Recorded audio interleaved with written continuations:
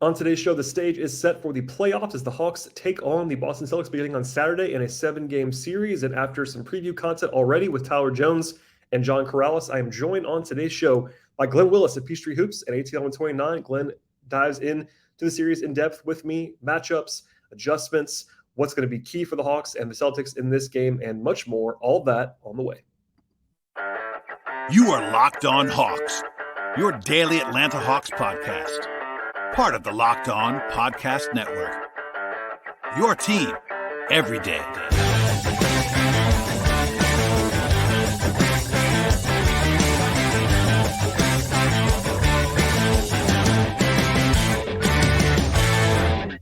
Hello, friends. Welcome to episode 1452 of the Locked On Hawks podcast. I am your host, Brad Rowland, coming to you on a Thursday evening into Friday. And today's show is brought to you by FanDuel Sportsbook, official sportsbook partner of the Locked On Podcast Network. Visit FanDuel.com/LockedOn to get started today. And I'm joined on today's episode by an old friend. He was just here, it feels like, a few days ago. Glen Willis is back. Welcome back, Glen. Hello. Thanks for having me back. Yeah, in some ways it feels like it was yesterday. In some ways it feels like it was like 2 weeks ago. Agreed. A lot has happened in a short period of time. The Hawks, as we record this podcast, the game was only 2 days ago. That seems unbelievable to me as well. So I've done 3 podcasts since then. And actually 4 if you count the one I did with you. I jumped on with you guys after the game on Tuesday at ATL 129. That's by the way, you should be listening to Glen's work along with Kevin Chenard at ATL 129. Our task today is pretty simple. The series begins against Boston on Saturday afternoon. We're going to mostly preview things on this show. We'll talk about some other stuff, I'm sure, because Glen and I are capable of talking about anything, basically. But it's a pretty interesting series.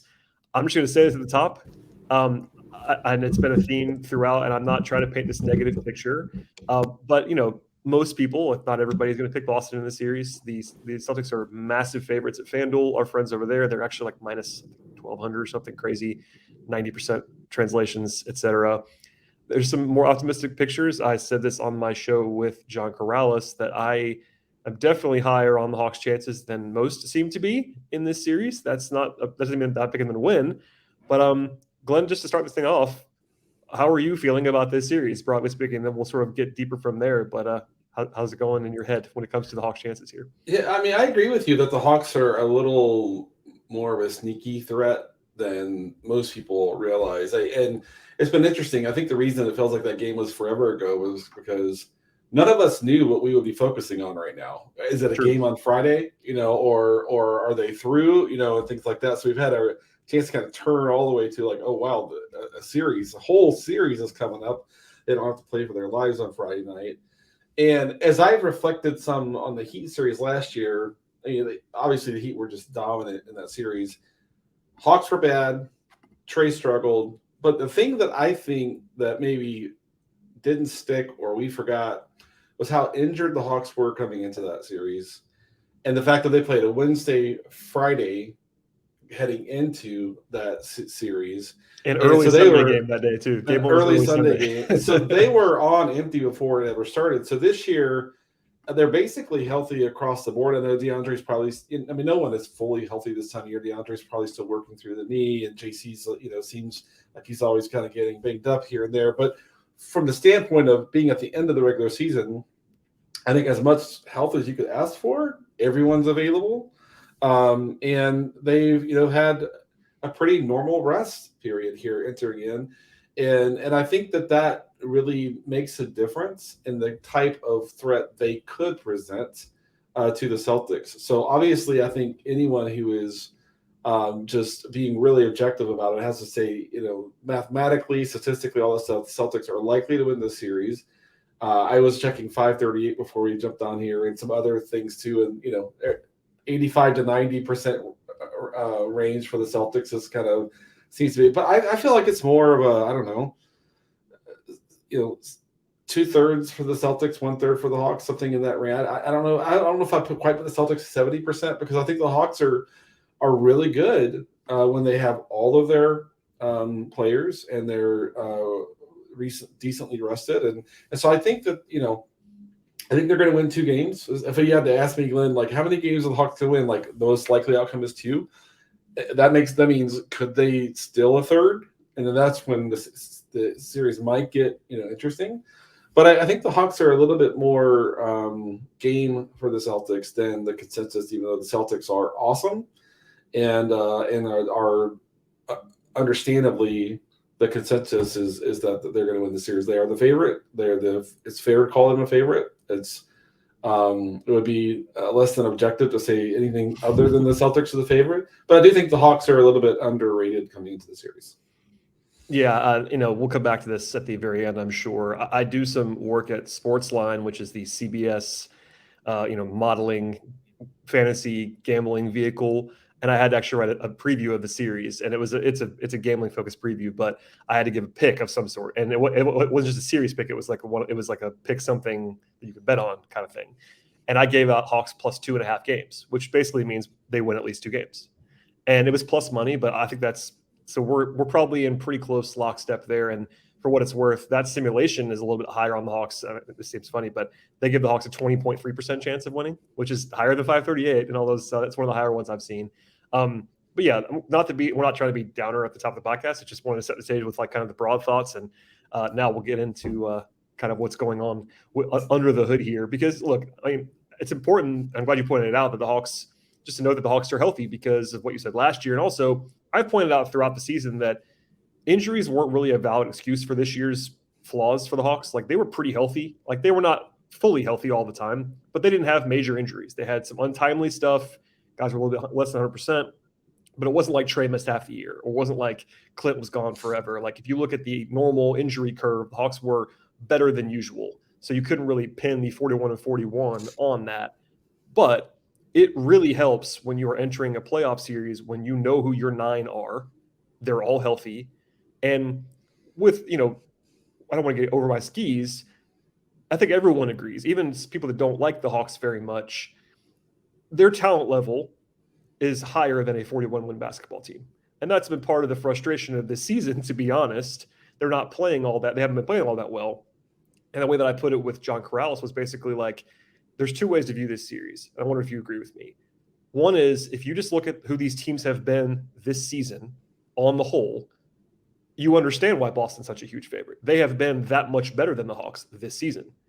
But the current version of the Hawks, I think, and I think you probably agree, is better than the Hawks 41-41 would suggest. Especially, you don't want to go crazy with the 1-game sample of the Miami game. They play really well in that game.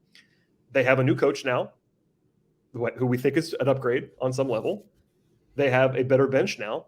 After we talked forever, months and months, about how bad the bench was, the bench is not bad anymore. In fact, the bench is good now with Bey and Okongwu and Jalen in this groove. So, like, does that make sense? It feels like that's kind of where the separation is. And you'd only know that if you were crazies like you and I, sickos that are watching every game. But there's a difference between, especially nationally, like, I don't blame anybody for not knowing every in and out about the Hawks. And if you just look at the spreadsheet, or if you look at just the results and whatever, that's why Boston's seen as that much of a favorite. But if you look at the nuance and what the talent is, like, Boston's still better, but like, the talent level gap is not that big. I mean, it's just not. I mean, Tyler said it on the show recently, and I should have said it first, and I'm glad he did. The Hawks were more talented than the Heat were, and they were underdogs in that game, and that made sense. But if you look at the roster, like, they had more talent than the Heat did. It's not quite the same thing, but it's part of why I think this the gap is smaller. Yeah, I think that's right. For me, the Hawks being 41-41, if you had to ask me, then what's the primary reason they didn't win, say, 47, 48 games? They just gave away. I mean, that might be too strong. Like 5, 6, 7 games that they had no business losing across the season, and that's what's has them coming in to the play-in. That's what has them entering this as a 7th seed. I'm not trying to take any shine away from like what a really good season like the Knicks had, but the Hawks are just as good as the Knicks, at least, to me. The Nets were 2 or 3 or 4 different teams this year. It's so hard to kind of figure out how the current Nets, like, not to go down the path of Kyle Kuzma and Spencer Dinwiddie this week, but the Nets are not quite the same team as they were earlier this season. Yeah, and then from a talent standpoint, I mean, if we're talking about sort of depth, I think they're fairly comparable to the Cavs on some levels, right? On some levels. The Cavs had a great year, and I enjoy watching them a ton. But I just think the Hawks are on par with the Knicks and are maybe closer to the Cavs than some would think. For me, now, there's been so many different threads to this Hawks season. It's hard to kind of start teasing things out. This is not a retrospective of the whole regular season. I know that. We'll have more time for that later on. We will. Sure. But the reality is that I think they played their best basketball game of the season against Miami. I think that was their best game of the year. To your point, I think it's critical that their second unit is, and it's not unusual for the second unit to kind of have a bigger impact on their stretch on the floor than the first unit. And that's where you kind of look at the Celtics and you say, the Hawks are deeper. The Celtics have more upper tier talent on their roster. And this group has been together for a while, and that helps them a lot. I have a ton of respect for the Celtics and the way that they play, the way they're coached, and all of that. But you can look at, I think we talked about it on the 18 on 29 pod. I think the Hawks are more athletic, have more athleticism, not by a mile, but I just think they have more athleticism. I think the Celtics have more skill. I think the Celtics execute more consistently at a really, really high level.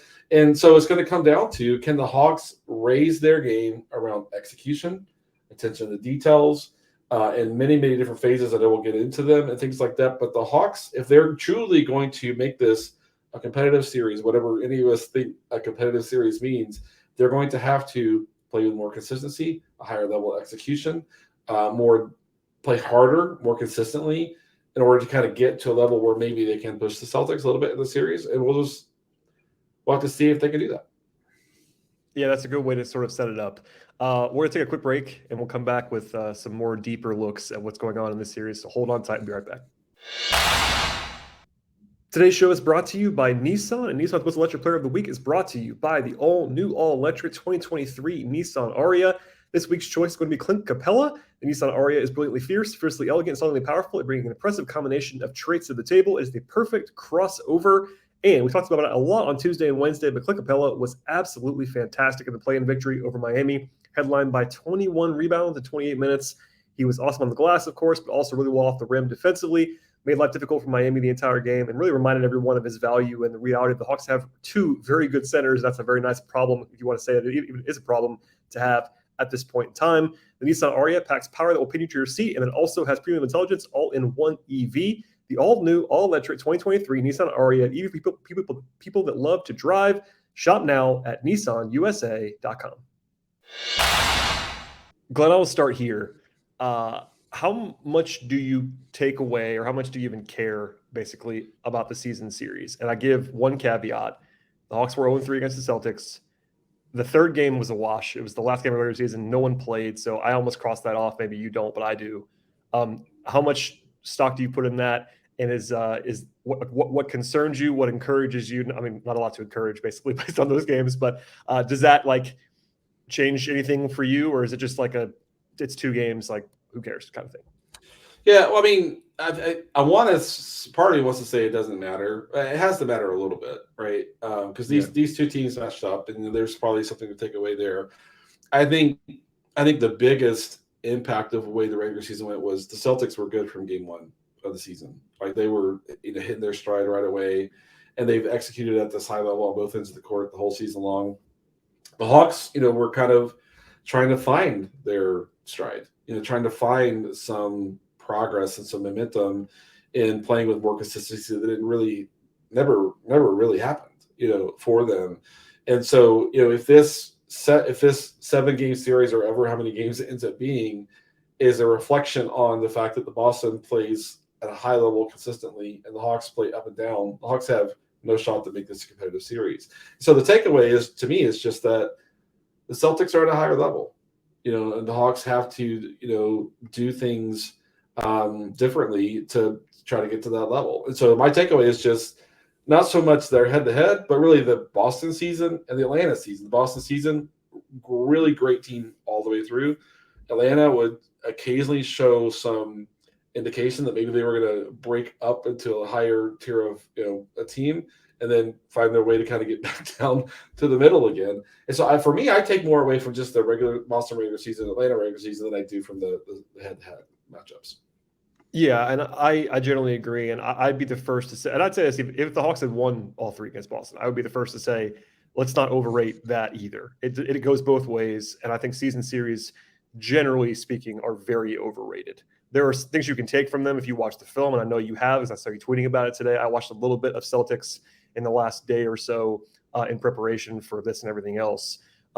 I'd say the number one thing that I wanted to ask you about coming out of the series, and this applies generally beyond that, but the fact that Boston both seemed to generate a three anytime they wanted one, even in the game that didn't matter at the end, it's a similar style. They were bombing away. And in the two games that mattered, Boston made at least 23s in both of them and had at least 32 assists, I think, in both of them. Like, I don't think it's going to be that the entire time, but I'll just put it this way. How big of an issue is Boston's three-point shooting going to be? Because if it's anything like those two games, the Hawks are in trouble, which is very obvious to say. But, like, can they stop them from even just attempting? Because, they're going to make them. Make or miss is sort of a thing that gets over. Like, three-point defense is an overrated thing, I think, in terms of percentage. And Quinn said it recently, too. Like, it's stopping them from attempting them. Like, do you see a path for the Hawks to at least contain Boston's three-point shooting? Because that was probably the biggest takeaway that you could see in the box score, also on tape, from like they were just bombing in both games. Yeah, so volume, there's kind of two ways to think about that for me. One is an offensive team generally through spacing and ball movement can kind of dictate their own three-point volume to a degree. Now, on the other side, like NBA coaches will scream all the time that we have to chase them off the three-point line. We have to chase them off the three-point line. I mean, that's one of the things that and rebounding are what the NBA coaches typically kind of hit on over and over and over. But for the team that generates excellent spacing and that plays with excellent ball movement, for example, at the five, both Al Horford and Robert Williams are way above average passers for the centers, right? The ball doesn't stick anywhere with them. Occasionally, Jason Tatum will channel his inner Kobe a little bit and go, but that's mostly gone from his game. It'll just show up now and then. But their ball movement is excellent. So for me, what Quinn, I think, has to do to set his team up to maybe have some impact on volume is through lineup construction. So like in the Heat series, the Heat game, right, we talked a lot about the fact that putting Bogey and Bayon together was critical for countering what the Heat typically have done against Trey defensively. In this game, I think it's almost impossible to put Bogey and Bayon together. Their limitations in rotating, their limitations in screen navigation. So the Celtics will run you over 1 million screens. They use a lot of different versions of multiple screen action. Their favorite one being like Tatum will set a screen near the top of the key, and then he'll float away from it and get a flare screen. So they give you this like boom, boom screen action all the time. And if you have Bogey and Bay out there together, I don't know how they deal with that, in that sense. So for me, it's like, how do we get, Jalen plus, DeJounte, out there together with Hunter.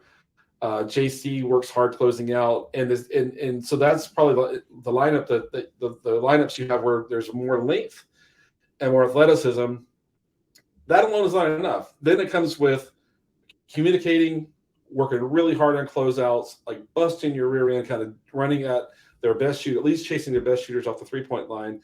And so that's where I think Quinn has got to almost do a 180 from a lineup construction standpoint from the Heat game to get towards more length, more athleticism, and to a degree potentially sacrifice some shooting and some offensive formula for them. And so Quinn's got a tough decision to make. Like, do we try to put our best offensive lineups on the court and match what the number 2 offense in the league can do to us, or do you line it up and say, we're going to put our biggest and most athletic defenders out there and challenge them to work really hard rotating, really hard fighting over screens?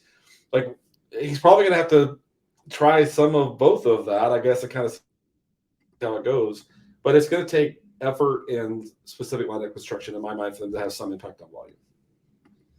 I agree. And I think that, Boston, like you said, number 2 offense in the league. They're also the best net rating team in the league this year, both full season, second half, any of those things. And that's part of the playoff, however you want to say, like gauntlet, crucible, whatever word you want to use, is like you can't afford to have these weaknesses on either end of the floor, and that's the ultimate team building thing. It's one of those like because you're right, they're gonna have to choose some lineup stuff here, and I tend to agree. I have a vision in my head of what it's going to look like if they try to play Bogey and Bay defensively, and it's not a pretty one. And then we'll come back to this later on, but there is some concern, and I think maybe probably overly concerned about Clint in this series because he struggled against Boston this year a little bit, even though he was awesome against Miami.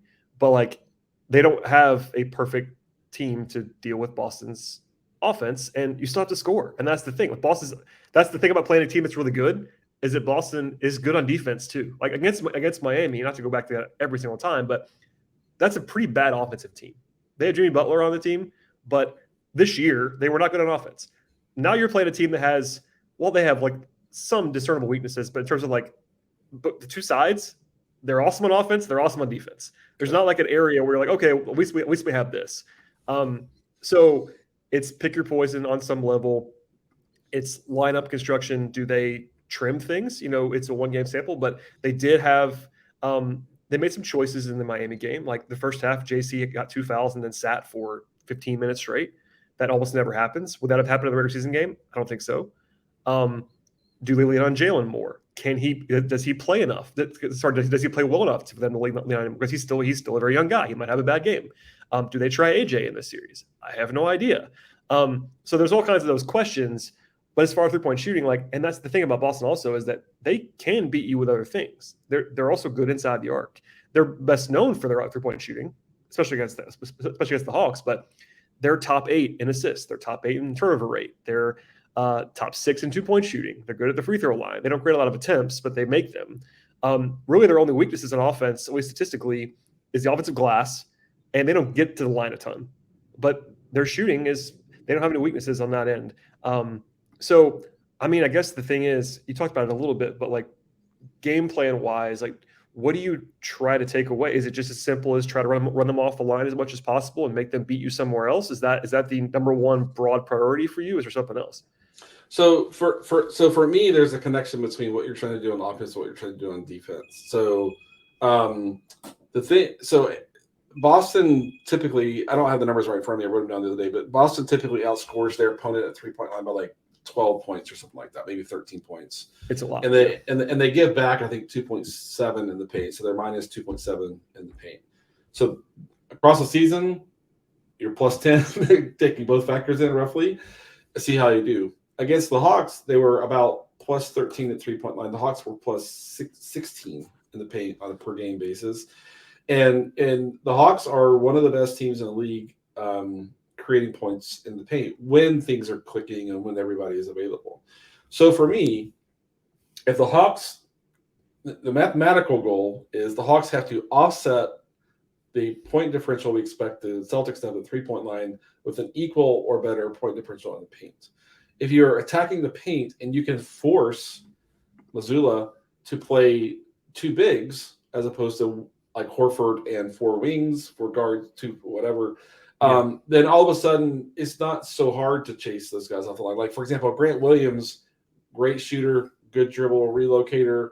But if you get to him, there's not a ton he can do in the way that Tatum, Brown, Smart, et cetera, can do. He's not the playmaker, that's there. And if you can force him to play Horford and Williams together, you're not running out at 4, maybe 5 shooters in that sense. So if you can force the Celtics to have to adjust their lineup to have more capability to defend the paint on defense, then you are reducing the amount of shooting that they're putting on the floor on the other end. So for me, it starts with attacking the paint, attacking the rim over and over and over, and forcing Boston to deploy a bit less shooting than normally do on the floor. So the Hawks have to be assertive in that area for them to start to dictate some of the coach versus coach stuff.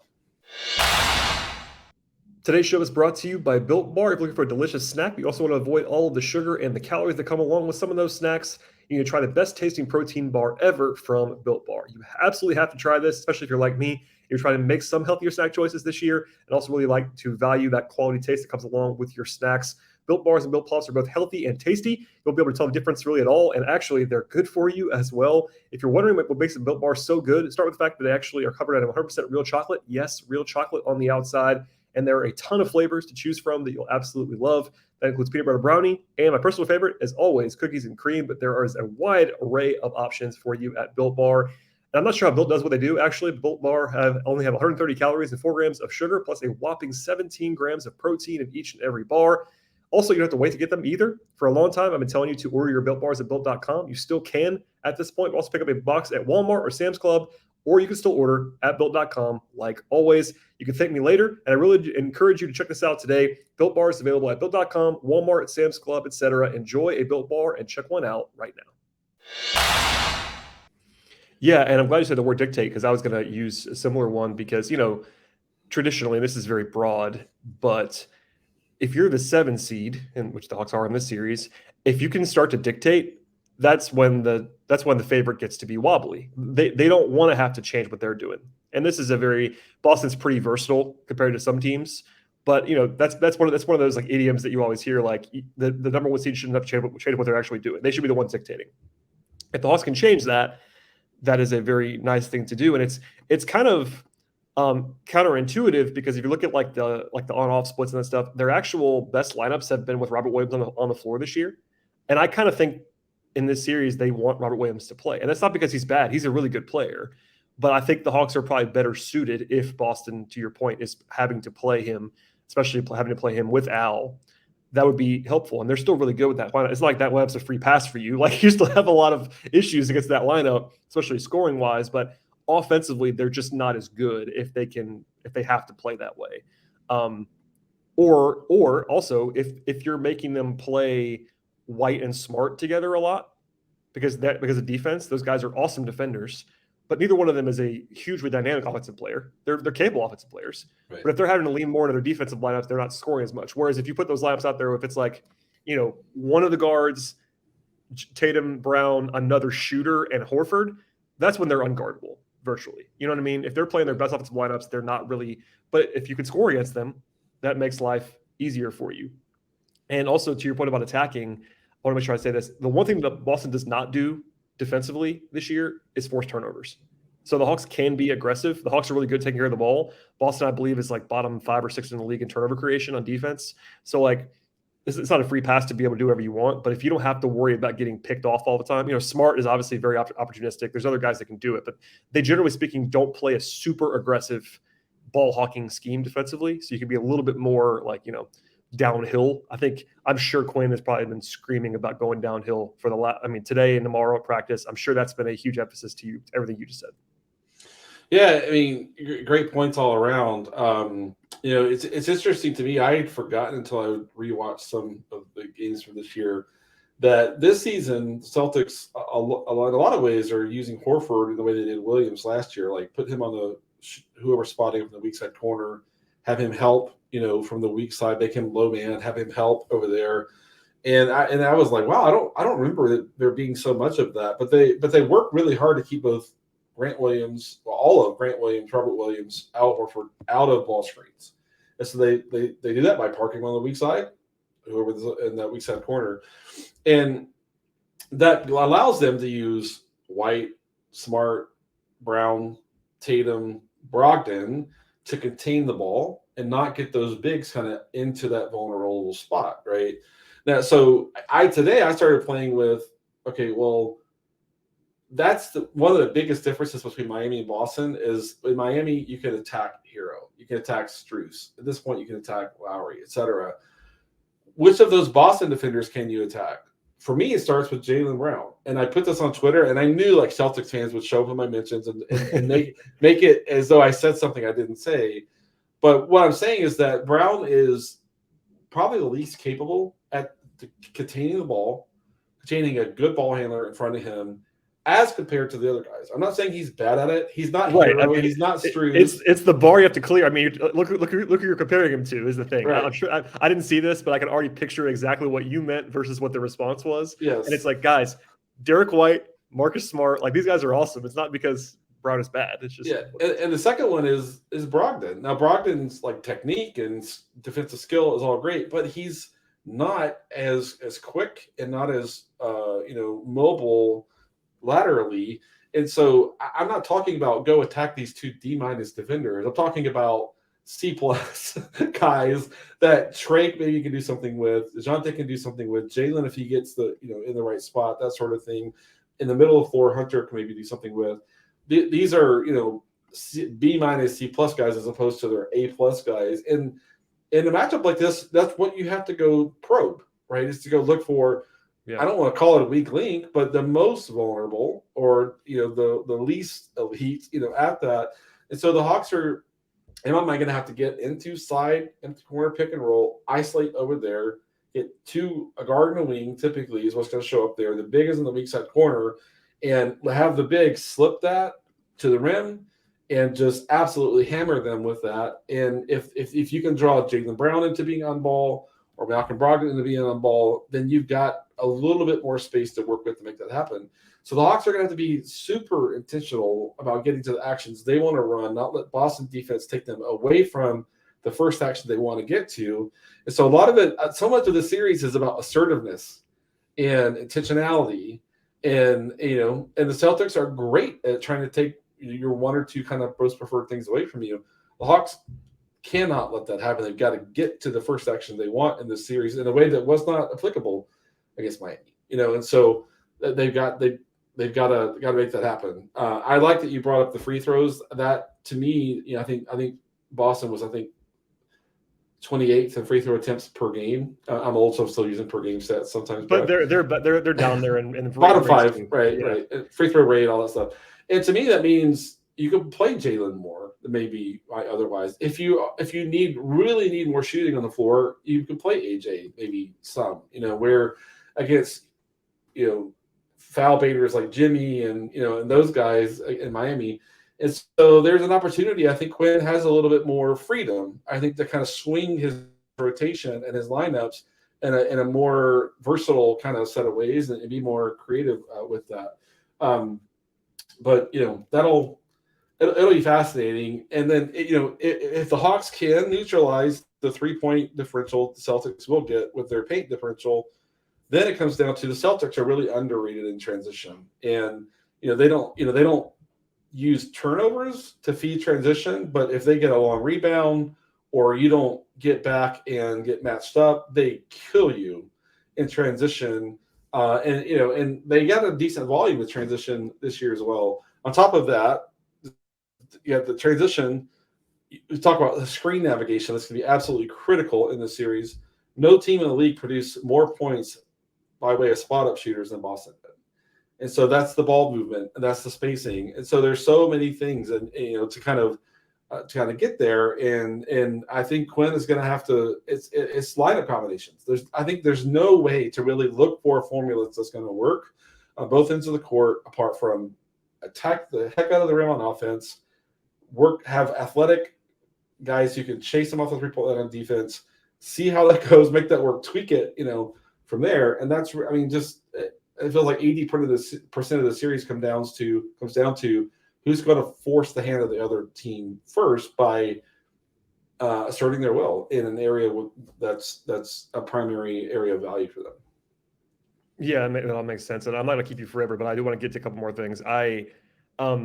This is not, you and I are the sickos. We don't have to do this whole topic, but I do wonder, especially because of what you were talking about on Twitter this week about how good Boston is as a switching team. And the Hawks have not always been great against switching teams. That's kind of been a weakness of theirs at times, relatively speaking, and for Trey in particular. So I'm not trying to do the whole Trey, like what does Trey have to do thing. That's not what we have to do here. But I do think that, it'll be interesting to see what they do with Trey, because he's not shooting the ball well right now. And that's usually a way to maybe beat some of that stuff. And you can't it's not like set up the pins and knock them down against Boston. They're going to have to be a little bit more versatile. And I wonder what you see with that, because again, not to be too plain about it, but when I hear great switching defense, my alarm bells go off for this Hawks team in general over the last few years. It's not just because this year, just because Trey, for all of his strengths, that is not his best operation. And usually the Hawks offense goes as Trey goes. So what do they do to kind of combat that, knowing that obviously Boston is set up beautifully personnel wise and also schematically to switch a lot? Yeah, with Boston being, in my mind, the best switching defense in the league, it's hard to get a lot out of your pick and roll against that. It's really, really hard. Um, Perhaps if you can catch them not at their best, you can slip your big and kind of start to generate some opportunity there. If they are loading up early to prepare for a switch, cutters can have an impact there. Um, but from there, it's really going to be buying into move the ball, move the ball again, move the ball again, trust each other in doing that. And if the Hawks, I know what you caused me to have flashbacks about when you said the Hawks versus good switching defenses, pulling the ball out, trying to find one mismatch. There's 7 seconds on the shot clock, and then he started to try to attack this mismatch, Exactly. over and over. And it's like a horrible experience as a Hawks fan to watch that process play out. And for the last two years, there has been way too much of that. And so Quinn has got to basically be one to kind of throw a fit if the Hawks are kind of being forced. And I don't want to say that as though the Hawks are just being. The Celtics will drive you into that mode if you're not willing to kind of fight through what they can do to you when they're asserting their will on defense. So for me, Jalen and Okongwu are like really good connectors on offense in a way that Clint is not. Jalen's a natural passer. John has improved so much as a passer, but still Jalen, his ability to handle the ball in the open floor, push the pace, Onyeka's ability to kind of run and handle for a center as well. And so, if the Hawks are finding more opportunity through having lineups with a greater number of connectors on the floor, then Quinn may just have to roll with that, for a while. Now, Clint can have a huge impact putting pressure on the rim, so you have to kind of see which way things goes, which way things will go. But I mean, last year, like the Hawks had nowhere to turn. Like Jalen was not a thing then. AJ didn't exist. Bay was on this team. Bogey was dragging his leg. Yeah, he had one leg. He was playing, but... And so it's interesting to me that you have Quinn, who to me is one of the, I'll just say, better coaches in the league. I don't have to give you a number or whatever. One of the better coaches in the league. Fully healthy roster, kind of a lot of versatility in which way he can go with his lineups. And still, like Quinn's going to have to be, for the Hawks to have actually a shot to kind of get this to a game 6 and maybe, force it to a game 7, Quinn's going to have to be perfect. Trey's going to have to be almost perfect. The Hawks secondary players are going to have to be, mistake-free. As a team, they're going to have to be invested every single possession working on. I mean, they can't take a single possession off on. I'm not saying it's realistic to expect a team to kind of give A-plus effort every single possession, every game across a 7-game series. I know some fans think that's possible. These are human beings that have, physical limitations, even though they're athletes.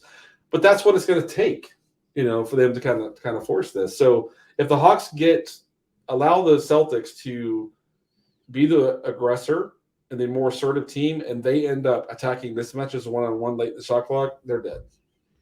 Yeah, no, much has been made and probably will be made again of what the Hawks devolve into late in games sometimes, and the frustrations of that offense that has not worked repeatedly, and they do it anyway. And part of that is the NBA and the way it works. That almost every team gets into that at some point, but the Hawks do it, I think, more often and worse than other teams have, at least in recent days and weeks and months. But one of the things that I think people noticed about the Miami game was that they never, but by the time it got late enough where the Hawks often devolve, they were up by 10, 11 points. It didn't really get tight. And we laughed about it on ATL 29 about how a couple of those awful turnovers at the very end of the game that fortunately didn't matter, but that's just one of those reminders that you get about this Hawks team late execution. And they can't afford, that's a very obvious point again, but they can't afford, as the underdog in a series, if they have a 5-point lead late in one of these games, they can't give it away, or you're just dead. Like if you play 44 minutes, you earn a 5-6 point lead against a team that everyone kind of agrees is better than you. You have to steal it. You can't. There's no wiggle room there. Like if you're playing a like opponent or someone that's worse than you, you can afford to play around a little bit. You don't want to, but you can more. If you're the underdog, you have to capitalize on those situations. And I think, for better or worse, a lot of focus will be on Trey. I try not to just, every time they play well, it's Trey. Every time they don't play well, it's Trey the other way. It's not always that. But coming off the Miami series last year, when he was not alone, but he was really bad, and everybody kind of agrees on that. You say it has to be perfect. Like, I can't see a scenario where the Hawks win this series and Trey is not great. That seems very simplistic, and it's not like me or you. Like, we don't like to lean on that kind of narrative. But I mean, am I wrong? Can you see a scenario where the Hawks win the series and Trey is not awesome? Because for me, I agree with you. But what does being great mean? It might mean giving the ball up, right? Yeah. It might be being selfless and allowing someone else who has the advantage because of the attention that he's drawing and things like that. So I don't want to be locked into it's got to be like 30 and 12. No, and it doesn't. I mean, and I think people that know us know that we're not. That's not what we're saying. I'm sure that whatever his numbers are will be what people focus on.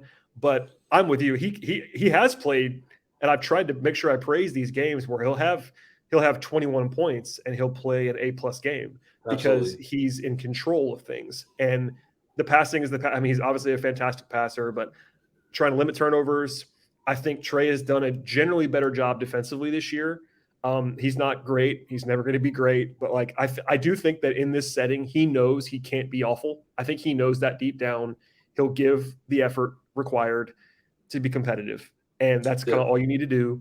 But I mean, and again, I don't mean to boil it down to once because it's not just that. I mean, he could be great and they could lose too. It's not like he doesn't control the series by himself. But I mean, there's pressure on him. There's pressure on all these guys to be really good in the series. I mean, Murray, we haven't even mentioned DeJounte much at all. Right. And he's the guy they brought in for this particular situation. I mean, he's the guy that they brought in response to what happened last year.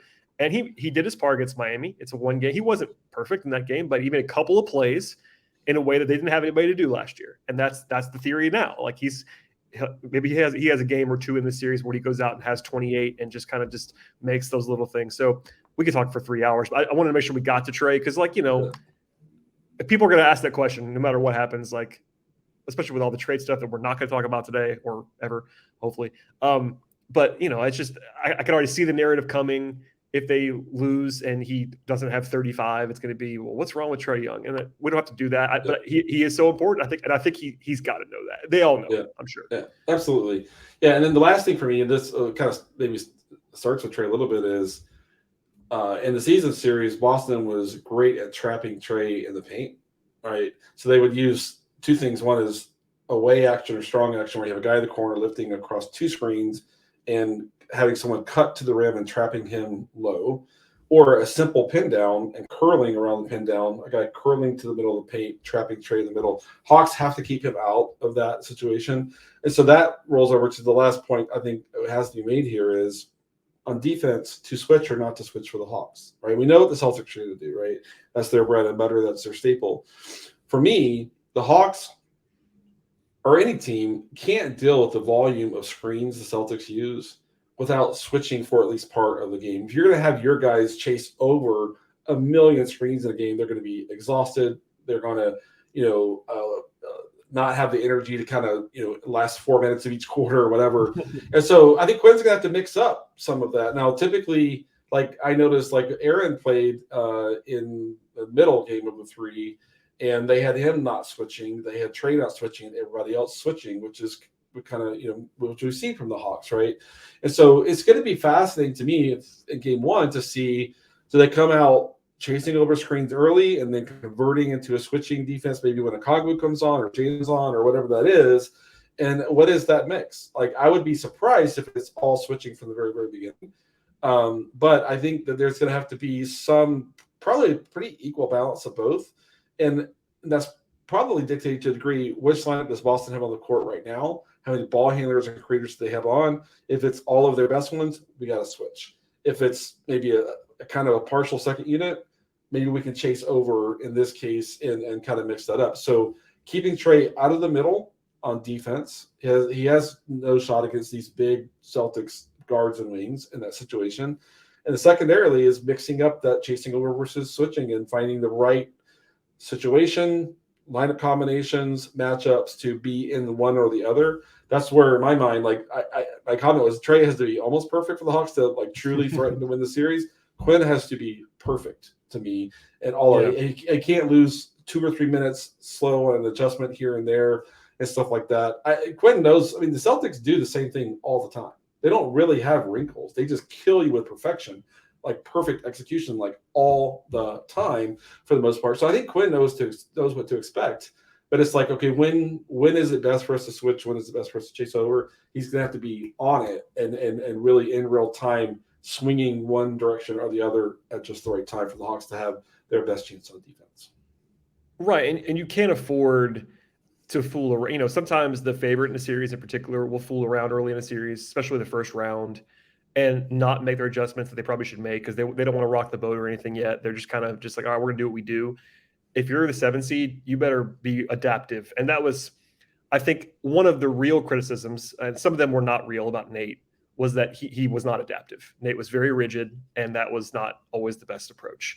I think Quinn will see, but they need to be adaptive in this series. They need to be willing to do things differently.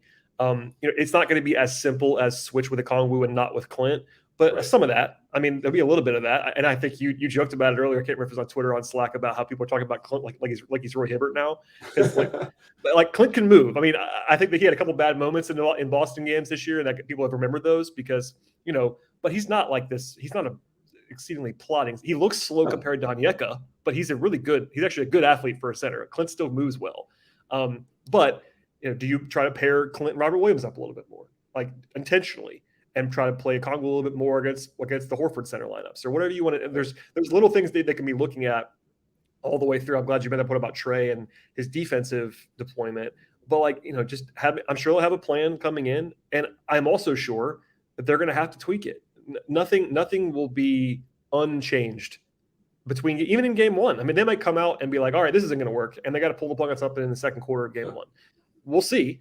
But I just feel like there is a confidence level with Quinn, and it's not his staff yet. We all know that, but they're going to have to, and that's, you were the one, I think, almost more than anybody pointing this out, like how big it is to not have to play on Friday and then play on Sunday.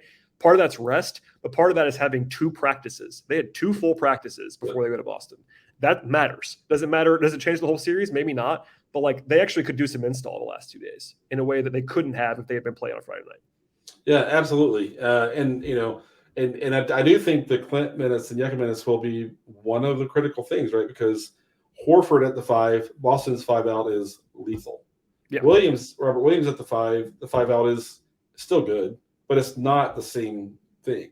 And that's where because they only have 4 shooters all of a sudden. I mean, it's just not. Right. I mean, so Williams is also drop a little bit more, right? So and then that doesn't mean Clint should never be on with Al. That doesn't mean that, right? But I think that Al with their best shooters, then that's probably a little bit too much. So there's so much of that. I'm I guess I know we could go on forever, but I'm excited for this series. I'm excited for this series. I think watching Quinn prepare this team, seeing the team, I think, come off their best game of the whole season against Miami, and entering here, and I think it's fun in a way that the Hawks are kind of underrated coming in this series. Again, Celtics are the obvious favorite in this series, but when the ESPN, like the 85 predictions they have every series, whatever, I'm going to guess the average prediction is going to be like a 5, Celtics to 5, Celtics to 5, Celtics to 5. Would be like 80% of the way that goes. And I understand that. I'm not going to sit here and criticize that. I think the Hawks are going to push them more than people expect. And with maybe a little luck, make or miss league fourth quarter kind of situation. Who knows? Maybe they can get this, even deeper than anyone thinks they can. I think it's going to be a fun series. I can't wait. Agreed. I was going to ask you that at the end, and and you just took it there. That's perfect. I mean, because, do they probably need a little bit of good fortune to win the series? Yeah, of course they do. I think that if Boston shoots like they did in the first 2 games in the series, they're going to lose. I mean, if you go up 23s, you're not going to win.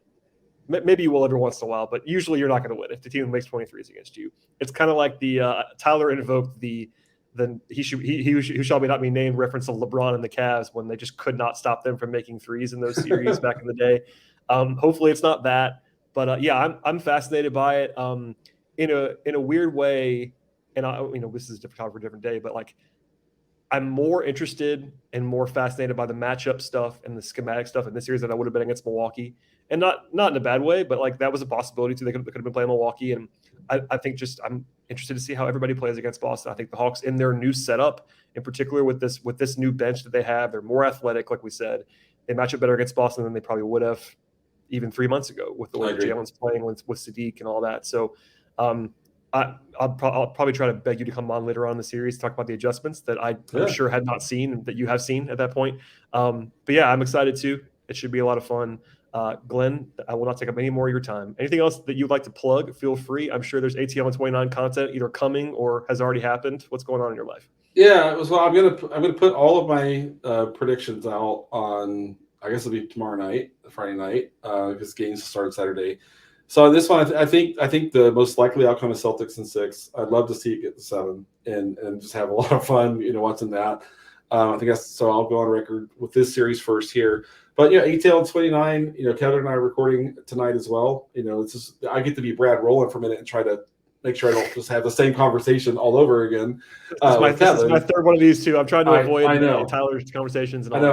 I'm feeling like what you deal with like every day, in this situation. So, but a huge appreciation for you. I already did anyway. But ATL 29, Peachtree Hoops at Willis_Glen. Can kind of find all my stuff there.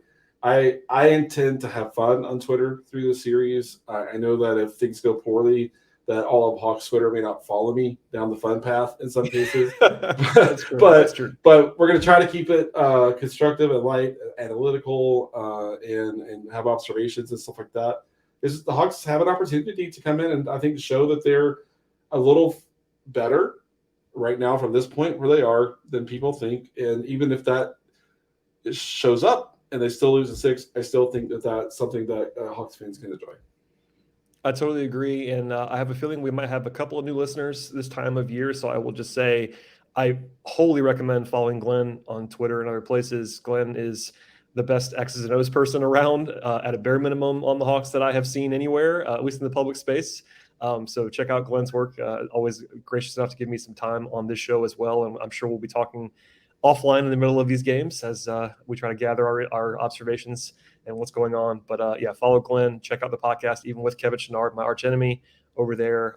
Please follow this podcast. If you're a new listener, it'd be great if you subscribed to the show. That'd be awesome. Across platforms, ratings, reviews encouraged. Follow Glenn on Twitter. Follow me on Twitter if you like to at BT Rowland. Follow the show on Twitter at Locked On Hawks. Enjoy the series. This is barring something crazy. This will be my last podcast until Game 1, and we'll be back after the game. It's an afternoon game on Saturday, so it'll be a little bit of an interesting turnaround. But all eyes at 3:30 in Boston on Saturday. Thanks for listening, everybody, and we'll see you all next time.